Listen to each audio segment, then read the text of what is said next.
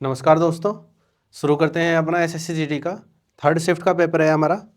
ये 10 जनवरी 2023 का ही है। ये थर्ड शिफ्ट का पेपर है। देखते हैं पहले क्वेश्चन से।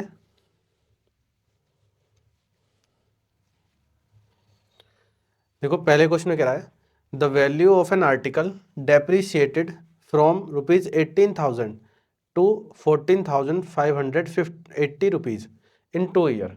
Find the yearly rate of depreciation in the value of the article. कह रहा है एक वस्तु का मूल्य 2 वर्ष में 18,000 से घटकर 14,580 हो गया है, तो वस्तु के मूल्य में मूल्य ह्रास की वार्षिक दर क्या है। तो देखो जब वार्षिक दर हो रहा है तो वैल्यू हमारी जब परसेंटेज से डिक्रीज होगी सेम परसेंटेज से तो स्क्वायर में चलेगी। तो 18,000 थी वो घटकर कितनी हो गई है, वो 14,580 रुपये हो गई है। तो हम देखेंगे कि कितना रेशो आया है इसका। अब देखो 2 बार सेम परसेंटेज से डिक्रीज होगी। अगर हम देखें कोई वैल्यू 10% डिक्रीज होती है तो देखो 10% डिक्रीज होगी तो वो 10 से 9 हो जाएगी। फिर दोबारा 10% डिक्रीज करोगे तो 10 से 9 हो जाएगी। अगर वो 10% से ना होकर अगर वो 20% से डिक्रीज करता है, देखो 20% का मतलब होता है हमारा 1/5। तो जब कोई वैल्यू 5 से 1 कम होकर 4 होती है, फिर 5 से 1 कम होकर 4 होती है, तो जो इनका रेशो बनता है वो स्क्वायर में जाता है। तो हमें यही देखना है कि किसका स्क्वायर है। तो हमें इन दोनों का रेशो लेंगे हम। तो इस 0 से 0 कट जाएगा, 2 से काटोगे आप ये 900 और 2 से इसे काटोगे आप 729। तो आपको दिख रहा है 30 का स्क्वायर है और ये 27 का स्क्वायर है। तो देखो 30 का स्क्वायर है और ये 27 का स्क्वायर है। तो आपको पता चल गया कितना कम हुआ है, ये केवल 3 कम हुआ है। 3 कम हुआ है किस पे, 30 पर। तो 3 कम हुआ है 30 पर, तो कितना परसेंट आएगा, ये आएगा 10%। तो यही हमारा आंसर है 10%। अगर दर अलग अलग होती तो उसमें से हमें कोई सी एक रेट देनी पड़ती। ये दोनों सेम है हमारे रेट, तो इस वजह से स्क्वायर बन गया है हमारा। आगे देखते हैं। ये कह रहा है Ramu and Mohan can separately complete a work in 10 hours and 16 hours respectively. After working for 2 hours together Mohan leaves the work in how many hours will Ramu finish the remaining work. Ramu और मोहन अलग अलग एक काम को 16 और 10 घंटे में कर सकते हैं। रामू और मोहन अकेले के काम को 10 और 16 घंटे में कर सकते हैं। हमने एलसीएम ले लिया, इनका काम मान लिया 80, तो इनका जो काम आ गया ये आ गया। इनकी क्षमता आ गई इसकी 8, इसकी क्षमता आ गई है 5। उसने बोला है कि 2 घंटे एक साथ काम करने के बाद मोहन काम छोड़ देता है। तो 2 घंटे इन दोनों से काम कराना है, तो इन दोनों की क्षमता है 13।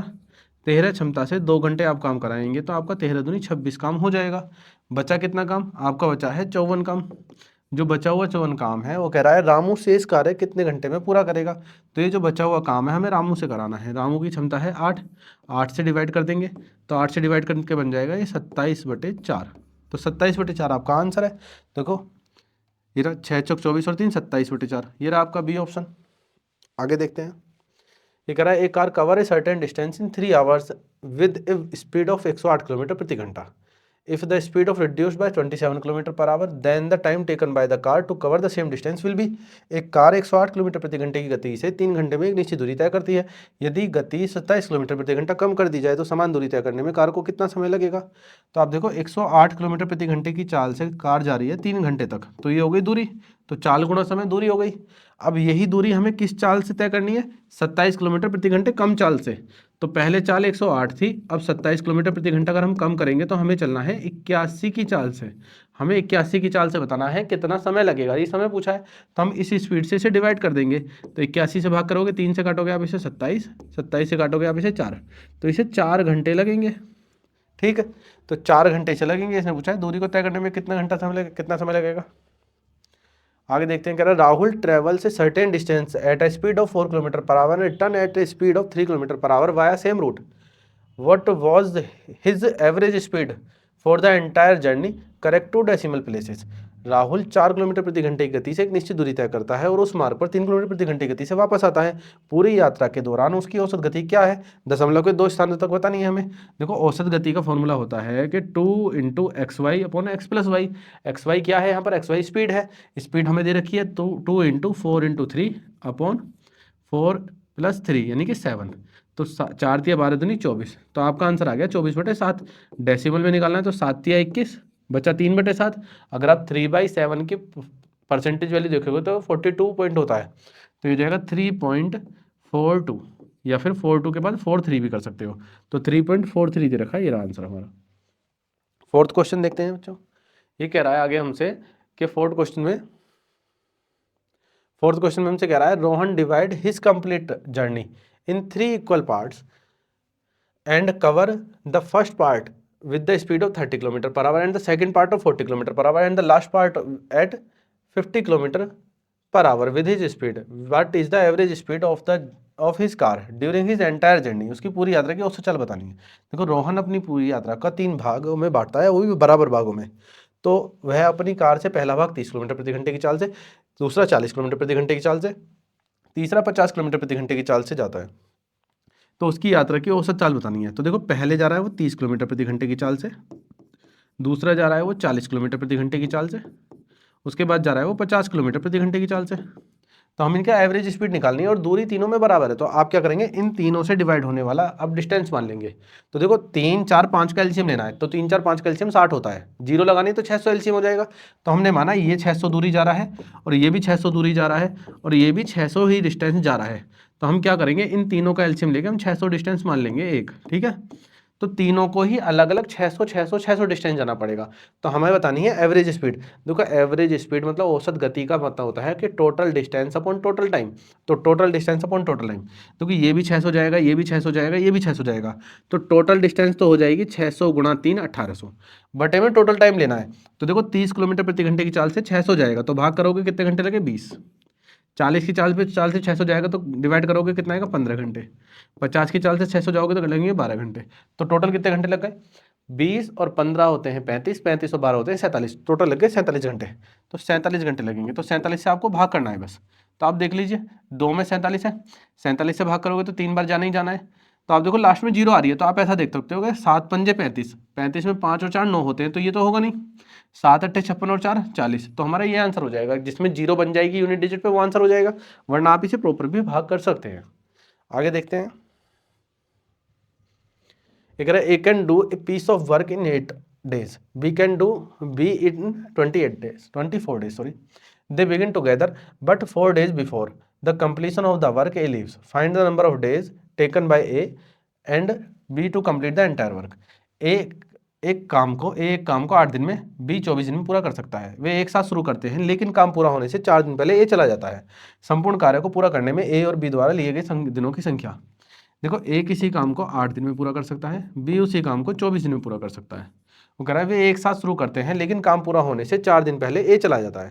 देखो बताया था जो लास्ट से छोड़कर जाएगा उसे ऐड करना है। आपको ध्यान रखना है, मैं भी टाइम एंड वर्क आपको पढ़ाऊंगा जब यूट्यूब पे, तब भी आपको बताऊंगा। जो लास्ट से छोड़कर जाएगा उसे हम ऐड कर देंगे। Before the completion of the work लिखा आएगा ना, तो हमें ऐड करना है। तो एलसीएम लेते हैं 24, एफिशिएंसी है इसकी 3, इसकी एफिशिएंसी है 1। उसने कहा है लेकिन काम पूरा होने से 4 दिन पहले ए चला जाता है। तो ए के 4 दिन का काम, ए के 3 गुणा 4, ए के 4 दिन का काम कितना बना 12, तो 12 काम जोड़ देना है 36। अब ये जो 36 काम है इन दोनों से मिलकर कराना है। तो इन दोनों से मिलकर कराओगे कितने दिन लगेंगे, 9 दिन। तो यही हमसे पूछा है।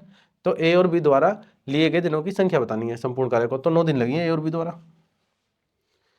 आगे देखते हैं।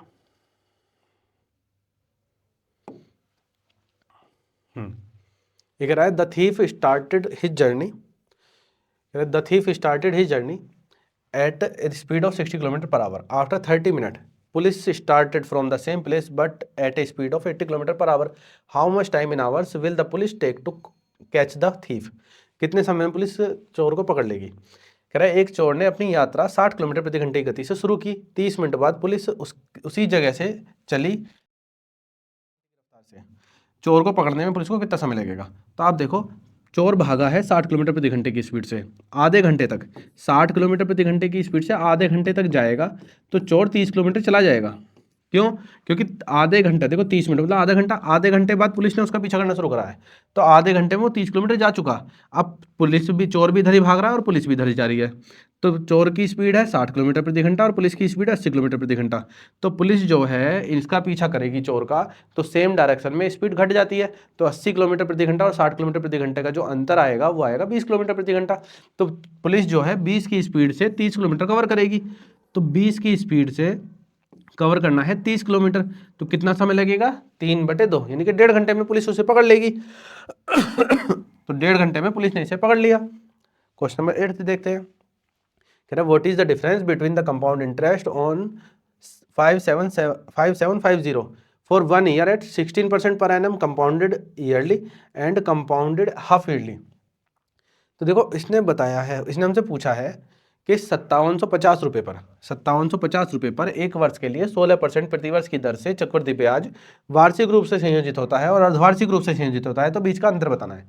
देखो एक साल में आप साधारण दें या चक्रवृद्धि दें, दोनों बराबर ही रहेगा, लेकिन जैसे ही आप इंटरेस्ट को हाफ ईयरली करते हैं, अर्धवार्षिक करते हैं, तो दर हो जाएगी 2 पार्ट में डिवाइड, क्योंकि समय भी 1 साल का 2 साल बन जाएगा। तो आपको ये ध्यान रखना है कि अगर आप ईयरली दे रहे हैं तो 16% है, हाफ ईयरली दे रहे हैं तो रेट हो जाएगी 8% 2 बार। तो ये क्वेश्चन आपका बन गया सिंपल सा। हमें बताना है कि अगर हम 16% से दें एक साथ ब्याज और अलग अलग करके 8-8% ब्याज दें तो इनका अंतर कितना आएगा। तो देखो एक साल की बात है तो आप एक्स वाई वाला फॉर्मूला भी लगा सकते हो। एक्स वाई वाला फॉर्मूला होता है एक्स प्लस वाई अपॉन 100। देखो एक्स वाई इसमें कुछ लेना देना नहीं है, एक्स और वाई परसेंटेज है, तो ये दोनों परसेंटेज सेम है, तो दोनों सेम रख सकते हो आप। तो 16 प्लस 8 गुणा 8 बटे 100 कर सकते हो, और ये 16% है। तो आप देखोगे कि जो ब्याज मिल रहा है 16% तो यहाँ भी मिल रहा है और 16% यहाँ भी मिल रहा है, तो ये तो कैंसिल हो जाएगा। तो जो ब्याज का डिफरेंस आएगा वो 64 आएगा अपॉन 100। तो आपको सीधे सीधे देखना था, जब आपने 2 पार्ट में डिवाइड किया है तो 8 गुणा 8 बटे 100, तो 0.64% का डिफरेंस आ जाएगा, 0.64% का। किस पर? 5750 पर। ये परसेंटेज में है, तो आपको 5750 रुपये का 0.64% निकालना है।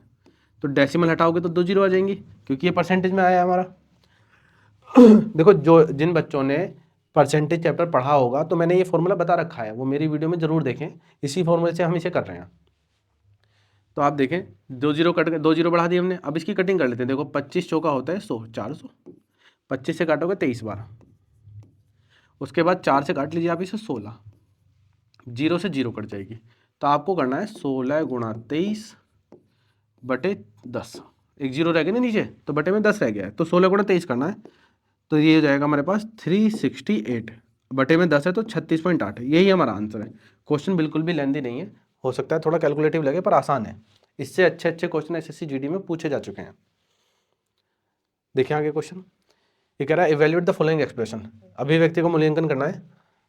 देखो आपको बोर्ड मास का रूल ध्यान रखना है, ब्रैकेट ऑफ डिवाइड, मल्टीप्लाई, फिर ऐड और सब्सट्रैक्ट कुछ भी कर सकते हो। पहले ब्रैकेट सोल्व करना पड़ता है, तो आप पहले इन दोनों को सोल्व करोगे तो ब्रैकेट में रहेगा, ये भी 12 ऊपर चला जाएगा तो ये 48/7 बन जाएगा। देखो ये उल्टा हो जाएगा तो ये हो जाएगा 48/7, तो ये हो गया 48/7। ब्रैकेट में रखते हैं इसे, बाहर माइनस है ये रहा, यहाँ डिवाइड लग रहा है। अब आप देखो इसको सोल्व करना है, तो पहले इसे सोल्व करते हैं। जैसे ही आप इसका ब्रैकेट हटाओगे तो माइनस माइनस से ये वाला साइन प्लस हो जाएगा, तो हमारे पास है -2 प्लस का 2/7। जब आप एलसीएम लेंगे तो 7 दूनी 14 में से 2 घटाओगे तो ये बनेगा 12 तो ये बनेगा हमारे पास -12/7। 12/7 है, यहाँ गुणा है हमारे पास -4/5, तो ये बन गया 12 चौक 48/7, ये हो गया 48, 7 पंजे 35। अब देखो यहाँ डिवाइड लग रहा है, डिवाइड लग रहा है तो उल्टा हो जाएगा, तो -48/7 तो ये है ही, ये हो जाएगा उल्टा, तो ये हो जाएगा 35/48, और ये माइनस माइनस की गुणा करोगे तो बन जाएगा प्लस। ठीक है, तो 48 से 48 कट जाएगा, 35/7 है तो 7 पंजे 35, तो हमारा आंसर कितना आ जाएगा -5। ये हमारा आंसर है। सिंपल क्वेश्चन था। आगे देखते हैं, ये कह रहा है the volume of 2 cones are in the ratio 3:2 and their radius are in the ratio 3:4। The ratio of their height is, दो शंकु का आयतन 3 और 2 के अनुपात में है, उनकी त्रिज्याएं 3 और 4 के अनुपात में है, उनकी ऊंचाई का अनुपात क्या होगा। देखो आयतन, देखो दो शंकु हैं, शंकु का आयतन जो होता है, वॉल्यूम होता है, वो 1/3 पाई r² h होता है। तो जब मैं दो शंकु लेता हूँ, तो आप देखो दो शंकु लिए हमने, दो शंकु में रेडियस अलग अलग होगी। पहला शंकु लिया 1/3 पाई r² h, दूसरा शंकु लिया 1/3 पाई r² h, तो रेडियस अलग अलग कर दिए हमने। जैसे ही मैं अनुपात लूंगा तो 1/3 पाई कट जाएगा, तो जो इफेक्ट पड़ेगा वो r² h का पड़ेगा। तो हम इस सवाल को करते हुए ज़्यादा लंबी कहानी ना लिखकर r² h ही लिखेंगे बस। तो आप देखो उसने कहा है आयतन का अनुपात, आयतन का अनुपात होगा हमारे पास r² h, दूसरा होगा r² h, ये बराबर दे रखा है 3 और 2, इनकी त्रिज्या दे रखे 3 और 4, तो यहाँ 3 और 4 रखना है, तो 3 का स्क्वायर 9 हो गया इंटू h, 4 का स्क्वायर 16 हो गया इंटू हमारे पास हो गया ये h, बराबर हो गया 3/2। 2 से काट लो आप इसे 8, 3 से काट लो इसे 3, तो h/h बराबर कितना आ गया ये 8 उधर चला जाएगा, 8, ये 3 आ जाएगा बटे में, तो 8/3, तो हमारा आंसर आ जाएगा 8/3। क्लियर? आगे देखते हैं बच्चों। ये कह रहा है in an election there were 2 candidate A and B and कह रहा है the total number of voters in the constituency was 90,000 and 70% of the total votes were polled. If 60% of the polled votes were cast in favor of A, how many votes were received by B? तो B को बताना है कितने मिले हैं। एक चुनाव में 2 उम्मीदवार हैं, A और B। निर्वाचन क्षेत्र में मतदाताओं की कुल संख्या 90,000 थी और कुल मतदाताओं का 70% मतदान हुआ है और मतदान में से 60% वोट A के पक्ष में पड़े हैं, तो B को कितने वोट मिले ये बताना है मुझे। तो आप देखो हमारे पास क्वेश्चन तो बहुत आसान है, आपको एक ही लाइन में आंसर आ जाएगा। कुल संख्या 90,000, टोटल वोट हो गए 90,000। उसने बोला है कुल मतों का 70% ही मतदान हुआ है, तो इसका 70% ही मतदान हुआ है, तो इसका 70% होगा 7/10। ठीक है, कैलकुलेशन हम करेंगे सबसे लास्ट में, आप 70% 63,000 मत निकाल देना। उसने बोला है यदि मतदान में 60% वोट ए के पक्ष में पड़े, यानी कि ये जो वोट है इनका जो 60% है वो ए को मिल गए हैं, तो इनका 40% किसे मिलेगा? बी को। 40% होता है 4/10, तो ये हमें सोल्व करना है। तो बी को कितने वोट मिले? इतने मिले हैं, तो देखो 2 जीरो से तो 2 जीरो कट गई, 7 × 3 = 63 चौका 252, तो 25,200 वोट जो मिले हैं वो मिले हैं बी को। उसने यही पूछा है कि बी को कितने वोट मिले हैं। आगे आंसर हमारा सिंपल क्वेश्चन था, केवल आपको एक लाइन लिखनी थी और आंसर आ जाएगा। बस क्वेश्चन की कैलकुलेशन का ध्यान रखें। देखो रहा है the curve surface area of A spare is 1386, the volume of his spare is. एक गोले का वक्रपक्षीय क्षेत्रफल, देखो गोले का वक्रपक्षीय क्षेत्रफल होता है 4πr² बराबर 1386। देखो बच्चों आप यहाँ पर 4 गुणा पाई के वैल्यू 22/7 रखोगे, r² करोगे, आपका आ जाएगा। लेकिन सिंपल सी चीज़ आप देखो, जिन बच्चों ने तैयारी की होगी, जिस भी मेंटर से उन्होंने पढ़ा होगा, तो उन्होंने लिखवाया होगा आपको कि r 2πr और πr²। तो r अगर 7 होती है, रेडियस 7 होती है, तो परिधि 44 होती है और ये हमारा 154 होता है। अगर रेडियस का हमने दुगना किया तो परिधि भी, सरकमफ्रेंस भी दुगनी हो जाएगी, लेकिन जो वॉल्यूम है, वो एरिया है, वो 4 गुना हो जाएगा। ये दुगना हुआ भाई, ये दुगना होगा तो ये भी दुगना होगा, लेकिन ये 4 गुना होगा, तो ये हो जाएगा 616। यहीं आप बात करेंगे ये 21 है अगर, तो ये हो जाएगा 132, तो ये हो जाएगा 1386, ये 9 गुना हो जाएगा। तो ये उम्मीद करता हूँ कि आपको जिस टीचर से आप पढ़े होंगे या फिर आपने सेल्फ स्टडी की होगी तो ये नोटिस किया होगा, और जो नोटिस किया होगा तो आप इन चीज़ों को याद रखते होंगे, तभी ये सवाल आसानी से हो जाते हैं। इस सवाल में मैं क्यों लिखवा रहा हूँ, कुछ बच्चे इसमें लगाते नहीं है, मैं कोशिश कर रहा हूँ कि आपको समझ में आ जाए। आप देखो अगर ये 4r है तो मैं इसको 2r लिखूंगा, मैं ऐसे लिख रहा हूँ 2 ब्रैकेट में 2r का होल स्क्वायर। देखो अब भी तो 4r² है। अब आप देखें कि πr² जो फॉर्मूला होता है वो किस पर होता है? πr² जो होता है वो 1386 21 पे होता है। यानी कि अगर ये सर्कल होता तो इसकी रेडियस 21 होती, तो आपके पास यहाँ पर ही 2r बराबर 21 आ गया है, तो r बराबर आ गया 21/2। यहाँ पर आपको कैलकुलेशन करने की बिल्कुल भी जरूरत नहीं पड़ेगी अगर आपको ये चीज़ें याद हैं और आप चीज़ों को मूव करना जानते हैं। खैर आगे देखते हैं। उसने गोले का आयतन पूछा है। देखो गोले का आयतन होता है 4/3 πr³, ये हमारा आयतन होता है। अब मैं देखो इस आयतन में भी बहुत सारी चीज़ें ऐसी लिखूँगा जो याद करी हुई है हमारे पास, जैसे 4 पाई, इस r² को मैं कर दूंगा r² × r³ को बटे 3 है। अब आप देखो मैं इस r को फिर वहीं ले जाऊंगा, तो मेरे पास बनेगा ये 4 तो लिखना ही नहीं है, 4 तो मेरा 2 चला गया, ये हो गया पाई, ये हो गया 2r² × r/3। अब आप देखो कि आपके पास ये वैल्यू तो पहले से ही थी 1386, आपको कैलकुलेशन करने की जरूरत ही नहीं थी इतनी, आपको यहीं लिखना था इसे। तो जब आप लिखेंगे ये होगा 1386 गुणा r/3। अब देखो r हमने कितनी निकाली थी ऊपर? 21/2, तो रेडियस लिख दी मैंने 21/2 और यहाँ पर कितना है? बटे में 3। 3 से काट लीजिए आप 7 बार, 2 से इसे काट लीजिए आप, 2 से काटेंगे आप इसे, 2 × 12 बचा 1, 2 से काटेंगे 9 बार, 2 से काटेंगे इसे 3 बार, 693 गुणा 7। बस यही करना है आपको। 7 7 4900, 7 7 4900 में से 49 घटाना है, तो इसकी गुणा करेंगे आप, क्या आएगा? इनकी गुणा करके बन जाएगा 4851। तो ये हमारा आंसर आ गया। देखो ये हो सकता है आप सबने पहली बार करा हो चीज़ों को ऐसे मूव करना, लेकिन इससे कैलकुलेशन वाकई में आसान हो जाती है। आप समझेंगे तो आपको बिल्कुल समझ में आएगा। ये चीज़ें तो याद सब कर लेते हैं, इनका यूज़ वॉल्यूम में हर कोई नहीं कर पाता, तो आपको सीखना है। आगे देखते हैं, कह रहा है the ratio of the milk and water in 2 containers of 20 liters and 36 liter are in the ratio 3:7, 7:5 respectively. What will be the ratio of milk and water if the two containers are mixed together? ये कह रहा है 20 litre और 36 litre के दो container, दूध और पानी का अनुपात 3:7 और 7:5 है। दोनों बर्तनों को एक साथ मिला दिया जाता है, तो दूध और पानी का अनुपात क्या होगा? देखो 20 लीटर जो है उसमें अनुपात है 3 और 7 का, जो हमारे पास 36 लीटर है उसमें अनुपात है 7 और 5 का। तो इन दोनों को मिलाना है। तो देखो 3:7 के रेशो में बांटोगे तो 7 3 10 के बराबर 20 है, 7 3 10 के बराबर 20 है, तो एक को कह रहा है 2, 10 के बराबर 20, एक के बराबर 2, 3 के बराबर आया 6, 7 के बराबर आया 14। तो हमने इस रेशो में डिवाइड कर दिया। इस रेशो में बांटोगे तो 7 5 12, 12 के बराबर है 36, एक के बराबर 3 आएगा, तो 7 के बराबर 21 और 5 के बराबर 15। तो हमने इन रेशो में बांट दिया है इन्हें दोनों को। अब इन दोनों को मिला देना है, तो दूध तो हो जाएगा हमारे पास 27 और जो पानी हो जाएगा हमारे पास हो जाएगा 29। तो 27 और 29 का अनुपात हो जाएगा, ये हमारा आंसर। देखते हैं क्वेश्चन नंबर 14। कह रहा है the square of 28 is divided by the largest number that can exactly divided both 42 and 56। What is the result? तो कह रहा है the square of 28 is divided by the largest number. जो 28 का स्क्वायर है वो डिवाइड किया गया है लार्जेस्ट नंबर से। किससे?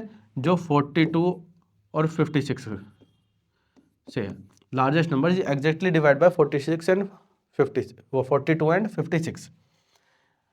28 के इस वर्ग को उस बड़ी संख्या से विभाजित किया जाता है जो 42 और 56 से पूर्णतः विभाजित कर सकती है। तो देखो जो 42 और 26 को पूर्णतः विभाजित, जो इन दोनों को विभाजित करेगी वो इनका HCF नहीं होगा। इनका HCF कितना बनेगा आपका? इनका HCF आपका बनना चाहिए 14। अब देखो 14 3 42 होते हैं, 14 चौका 56 होते हैं, तो 3 और 4 होता है, तो इनका HCF आया 14। बस आपको 14 से भाग करना है इसे। 14 दूनी 28, 28 दूनी 56, तो आपका आ गया आंसर 56। उसने यही पूछा था कि अगर 28 के स्क्वायर को हम इनके HCF से भाग कर देते हैं 42 और 56 के, तो हमारा आंसर कितना आएगा? तो 56 हमारा आंसर आ जाएगा। कह रहा है it table whose mark price 300 is sold to successive discount of 20 and 10%। If in addition a discount of 5% is offered or cash payment, then the cash price of the table is. देखो 300 रुपये की वस्तु है आपकी, उस पर आपको discount देनी है 20%, 10% और कैश डिस्काउंट देनी है 5%।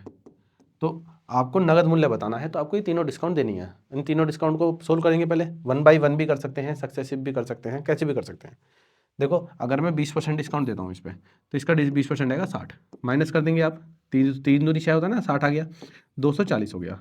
240 का 10% होता है 24, आप इसमें से माइनस कर देंगे तो हो जाएगा 216। 216 का आपको 5% निकालना है, 5% होता है 1/20, तो डेसिमल आ जाएगा, 2 से काटेंगे तो आपका हो जाएगा 108, तो 10.8 माइनस कर दीजिए आप इसमें से भी, तो आप देखेंगे तो आपका आ जाएगा 200, ये आ जाएगा 205.20 रुपये। ये हो गया, यही हमारा आंसर 205.20 रुपये।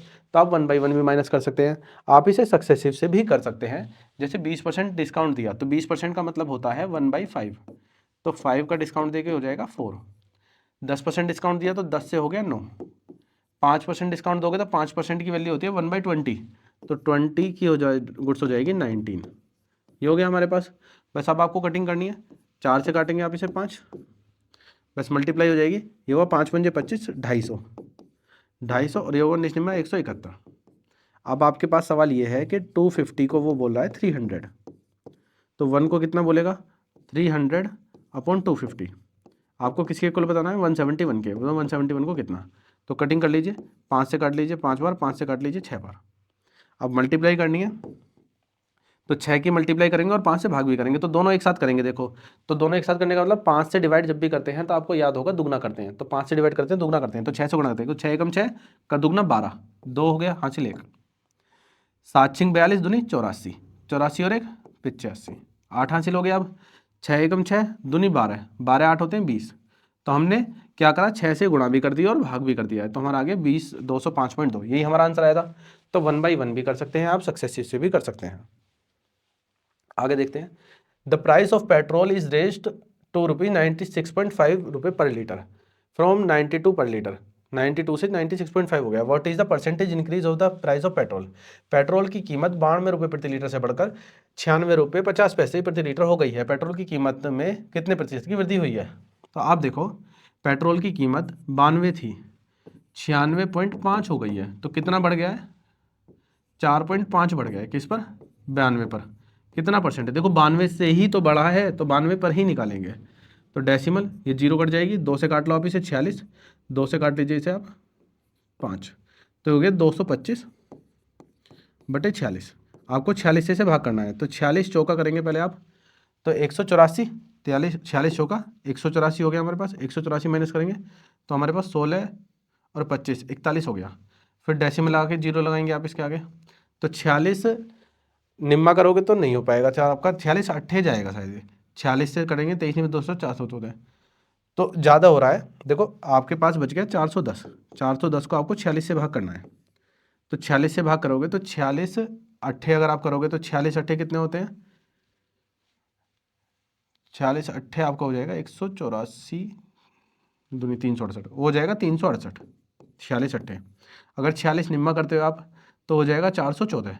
तो आप देखो ज़्यादा हो जाएगा, आपको 8 बार करना पड़ेगा, तो आपको 4.8, ठीक है। फिर उसके बाद दोबारा से आप देखोगे तो फिर से दोबारा 8 बार जाएगा लगभग, तो 4.88 के लगभग 4.9 है, तो इसका आंसर 4.9 आ जाएगा।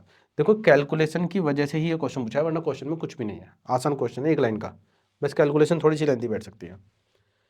The third proportional to the 24 और 36, देखो हमें 24 और 36 का तीसरा अनुपातिक बताना है, थर्ड प्रोपोर्शन बताना है। तो तीसरा अनुपात कैसे निकालते हैं? देखो 24, 36 और तीसरा अनुपात माना है, तो तीसरा x मान लिया हमने, तो अनुपात क्या होगा? इन दोनों का जो रेशो है वही इन दोनों का रेशो होगा, तो 24/36 जो है वही हमारा 36/x होगा। अब कटिंग कर लेते हैं हम इसकी, 12 दूनी 24, 12 तिया 36, 3 से काट लेते हैं इसे, 2 से काट लेते हैं इसे 18, तो x बराबर कितना आ गया? 18 की गुणा करोगे 3 में तो ये आ जाएगा 54, तो 54 हमारा आंसर हो जाएगा, ये रहा 54। 17 हो गया। 18 की बात कर लेते हैं बच्चों, ये कह रहा है under a discount scheme after allowing a discount of 20% there is still a gain of 10%। The mark price is what percentage more than the cost price. एक छूट योजना के तहत 20% छूट देने के बाद भी 10% का लाभ होता है, अंकित मूल्य लागत मूल्य से कितने परसेंट अधिक है? देखो आपको क्या ध्यान रखना है, 100 minus discount percentage, 100 minus discount percentage बटे 100 प्लस प्रॉफिट परसेंटेज, ये हमारा CP और MP होता है, CP और MP, बस ये चीज़ आपको ध्यान रखनी है। तो आप देखो 20% डिस्काउंट दिया तो 80, 10% लाभ हो रहा है तो 110, तो ये हमारा CP और MP आ गया। तो देखो CP से MP कितना ज़्यादा है? ये 30 ज़्यादा है, 30 ज़्यादा है किस पर? 80 से, तो 80 से 30 ज़्यादा है, तो 3/8 कितना परसेंट है? तो 3/8 आप कैलकुलेट करोगे तो 37.5% आ जाएगा, ठीक है। आगे देखते हैं 19, कह रहा है Harish bot a new sweatshirt eight A store कह रहा है when they were giving a 40% discount, if the mark price of the sweatshirt was 2999 इन, कहता है then how much Harshi bot, कह रहा है हर्षी पे विद द डिस्काउंट। देखो इसने कहा है Harshi bought a new sweatshirt at the store when they were giving a 40% discount if the mark price of the sweatshirt was 2999, then how much did Harshi pay the discount. Harshi ने एक store से एक नई sweat shirt खरीदी है, वे 40% discount दे रहे हैं, यदि स्वेट शर्ट का अंकित मूल्य 2999 रुपये है तो हर्षी ने कितनी छूट के साथ तो भुगतान किया होगा? देखो कितनी डिस्काउंट दिया ये बताना है। आप देखो क्वेश्चन आसान है, आपको दे रखा है उसका 3000 माइनस 1 प्राइस, इस पर मुझे 40% डिस्काउंट मिलेगी। जब किसी भी वस्तु पर 40% डिस्काउंट मिलेगी तो वो मुझे 60% में मिल जाएगी, तो मुझे इसका 60% ही निकालना है बस। तो मुझे 0.6 की मल्टीप्लाई करनी है, तो 6 की मल्टीप्लाई करोगे तो 6 तिया 1800 हो गया, माइनस होगा 6 एकम 6, तो ये 0.6 हो गया, माइनस करोगे आप तो 1799.4 आपका ये आंसर आ जाएगा। इसी आंसर की वजह से क्वेश्चन पूछा गया था बस। क्वेश्चन नंबर 20 कह रहा है a man sold 2 chair for rupees 475 each, gaining 25% on one and losing 20% on the older.